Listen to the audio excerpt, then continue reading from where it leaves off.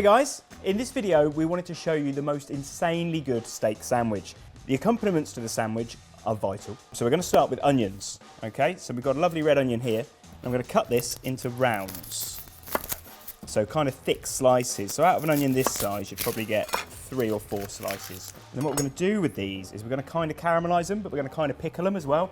So onions go straight in your pan. I'm going to sprinkle over some sugar. So this is just soft brown sugar.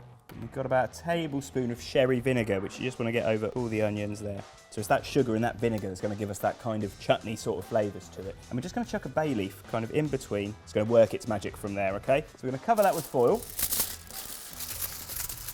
Nice and tightly covered. And then we're going to get them into Roccbox. You can do this when Roccbox is coming up to temperature if you want. That will take about 20 minutes or so. We're going to do it now. Roccbox is hot, so we're going to turn the flame down and we're going to do it for about 8 to 10 minutes. So these have been in there for about 10 minutes on a low flame.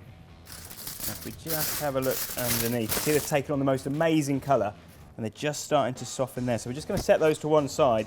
They'll kind of carry on cooking in the tray, caramelising a bit more. Okay, so onions are done. So now we're going to crank Roccbox up to its full temperature now and get the grill pan in there, start getting warm. So you could do this with ribeye, with rump, with anything you get your hands on really, but fillet is obviously the kind of Rolls Royce of the steak world. So that's what we're going with today. And what we're going to do is, while it's cooking, we're also going to brush it with some Dijon mustard. Okay, that's going to give us a really good flavour and a lovely little crust as well, just on the outside. So as always, when you're working with beef, steak, anything like that, we've brought this up to room temperature for half an hour or so. We've patted it dry nicely as well to remove all that moisture. You need that moisture to evaporate before anything can crisp up. So always make sure you're patting your steaks nice and dry before you start cooking. So a bit of oil on the steak. And now we're going to give it a good season. So the fillet's obviously the star of the show, so make sure you take care here when you're seasoning it. Look after it properly. Right, that pan should be hot now.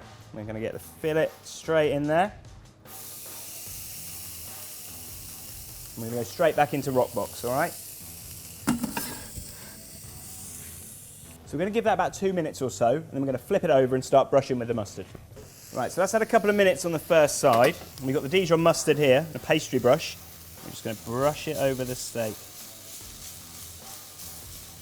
So once it starts cooking, it's going to form a kind of crust on the outside. But it's also just going to give this really delicate, lovely hint of mustard to the finished sandwich.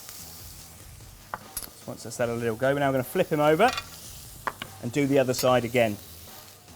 Okay, so both sides are now rubbed with the mustard. We're going straight back into the oven. You want to keep a bit more of a watchful eye on it now. Now we've got the mustard on there. So it will start to darken, start to caramelise, and it can give like wrong clues as to whether or not it's cooked. So just keep an eye on it. Okay, so if we get him out now, we can see that mustard's just starting to brown on top. So another little flip over. Give it a little check, see how you're cooking. Not far away. Another minute or so and we'll be done. So you can check your meat with a probe, with a temperature probe, with a meat probe. Another handy little trick is if you put your thumb and your forefinger together and press here, that's what a rare steak should feel like. If you change your finger, that's what medium rare should feel like. Medium, and then well done. That's why you often see chefs just poking about, feeling stuff. They're not just being greedy. That is a thing. So we're just coming past rare now on that steak, which is exactly where we want it. If we keep the meat too rare for the sandwich, it's just not going to be nice to eat. It's going to be chewy. Okay, so as soon as the steak's done, then we're just going to get him on a plate to rest. Okay, so we're going to leave him there to rest and relax while we get on with the rest of the sandwich fillings. So it's always important to rest your meat. That's going to allow the juices that have tightened up during the cooking process just to relax back down. It's going to mean we don't get blood going everywhere no matter how rare the steak is. It's a good thing. Always rest your meat, generally for as long as you cook it. This pan that we've got here now is going to have the tomatoes in it, so we'll get the pan warm again. So this is kind of instead of ketchup or instead of a tomato chutney or anything like that, we're going to blister these tomatoes up in Roccbox and kind of just crush them up together, and they're going to taste amazing. So we're just going to add a little pinch of smoked paprika to those, good bit of salt and pepper, and then we're going to toss them in oil. Easy peasy. Then we'll get the pan out and get them straight in. So the tomatoes go straight in there and straight back into Roccbox. So there's not a lot in this sandwich per se, but what we're doing is making sure everything delivers what it needs to deliver, and everything's working really hard to bring flavour to the sandwich. We've got meat flavours, we've got the mustard flavours, we're going to have the tomato flavours, and we're going to use that to toast our bread once the tomatoes are done. Right, so our tomatoes are starting to blister, starting to pop. They've been in there 2 or 3 minutes. So what we're going to do now chuck in a stick of rosemary. The rosemary doesn't need to go in from the start. It'll just burn, won't go very nice. But just going in there now into that warm pan, that's enough time for it to do what it needs to do. You'll smell it almost straight away as soon as you put the rosemary in the pan, as soon as it hits there. We're just going to pop those out with the rosemary still. So that's going to wait there until we're ready to make the sandwich. So next up, bread. For me, ciabatta, all the time. So the ciabatta's got a really good crumb structure, and the crumb structure is basically all those little air holes that you see in the sliced bread. Those air holes are going to fill up with the resting juices, full of flavour, and then toast up really nicely. So it's the best bread for the job for me. And as soon as you get in, you can see the holes that are in there. That's a good loaf. I'm just going to pop him in half again. Then I'm going to rub him with a little oil, just to encourage the resting juices to stick. Give that a good rub. Going to get our pan back in to start getting warm again. At this point, it's a good idea to turn Roccbox down as well, just to its lowest setting.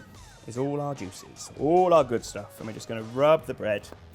Bread looks great. I'm excited.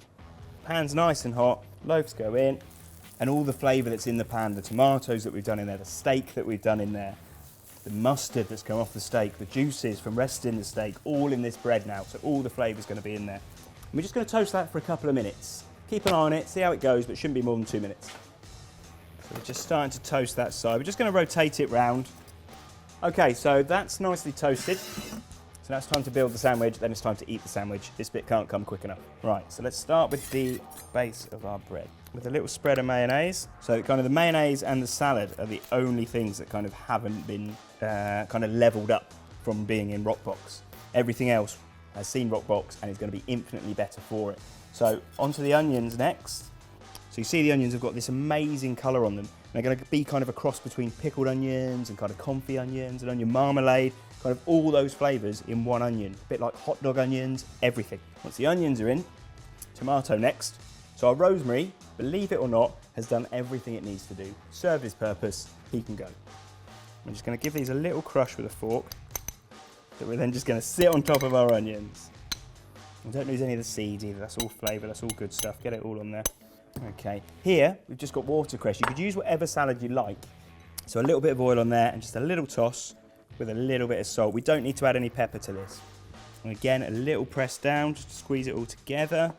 So when you're carving the beef, always carve with the grain as you slice it. Unless you're doing a bavette or an onglet or a cheaper cut, in which case it's normally advantageous to carve against the grain. But in this instance, we're going to carve with the grain.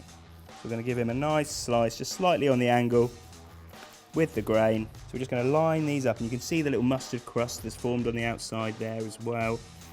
Okay, so we've got the beef in there. I like to keep the two end bits. This is what I call carver's rights. So this is for you, whoever made the sandwich. Who you made the sandwich for, that's irrelevant.